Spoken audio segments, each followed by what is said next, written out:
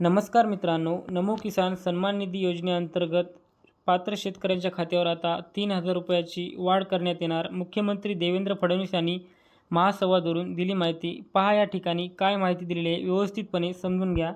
नमो किसान सन्मान निधी योजनेअंतर्गत 3,000 रुपये वाढवणार. मुख्यमंत्री देवेंद्र फडणवीस फेब्रुवारी 2025 रोजी ही घोषणा केलेली आहे. राज्यातील शेतकऱ्यांना आता वर्षाकाठी 15,000चा सन्मान निधी वितरित केला जाणार आहे. पीएम किसान सन्मान योजनेचा 19वा हप्ता वितरण राज्यस्तरीय कार्यक्रम पंतप्रधान नरेंद्र मोदी यांच्या हस्ते देशातील शेतकरी कुटुंबाच्या खात्यात पीएम किसान सन्मान निधीचे 22,000 कोटी वितरित करण्यात आलेले आहे. त्याचबरोबर राज्यातील शेतकरी कुटुंबांना पीएम किसान सन्मान निधीचे 1,967 कोटी वितरित करण्यात आलेले आहे.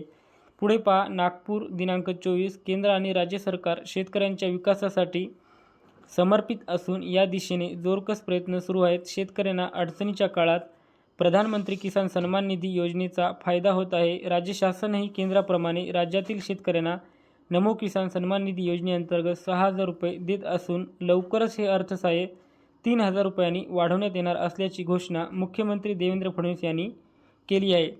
त्याचबरोबर पंतप्रधान नरेंद्र मोदी यांच्या हस्ते बिहारमधील भागलपूर येथे प्रधानमंत्री किसान सन्मान निधी योजनेच्या 19व्या हप्त्याचे वितरण झाले. या वितरणाचा राज्यस्तरीय कार्यक्रम मुख्यमंत्री देवेंद्र फडणवीस यांच्या अध्यक्षतेखाली वनामती येथील कैलासवासी वसंतराव नाईक स्मृती सभागृहात आयोजित करण्यात आला. यावेळी ते बोलत होते. यावेळी कृषी राज्यमंत्री आशिष जयस्वाल, कृषी विभागाचे प्रधान सचिव विकासचंद्र रस्तोगी, प्रभारी विभागीय आयुक्त डॉक्टर माधवी खोळे चौरे, कृषी आयुक्त सूरज मांढरे, वनामतीचे प्रभारी संचालक रवींद्र ठाकरे आदी मान्यवर उपस्थित होते.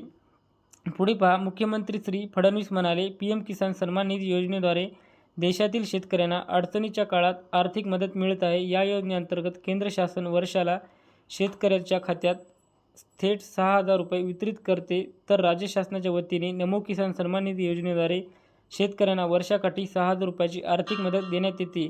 आता राज्य शासन या निधीत 3,000 रुपयाची वाढ करणार असून राज्याद्वारे 9,000 आणि केंद्र शासनाचे 6,000 असे शेतकऱ्यांना आता वर्षाला 15,000 अर्थसहाय्य मिळणार आहे. तर अशा प्रकारची घोषणा मुख्यमंत्री देवेंद्र फडणवीस यांनी केलेली आहे.